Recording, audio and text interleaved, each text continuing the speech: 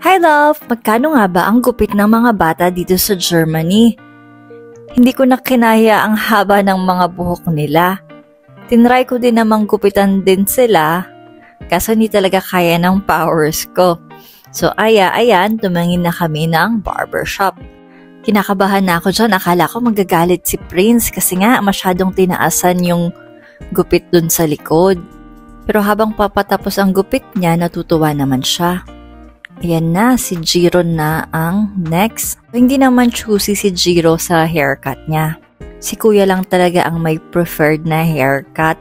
Tapos kapag ayaw niya, medyo ayaw talaga niya, magagalit siya. So ayan, patapos na ang kay Jiro. Yan, lumilitaw-litaw na ang kanilang pogi faces.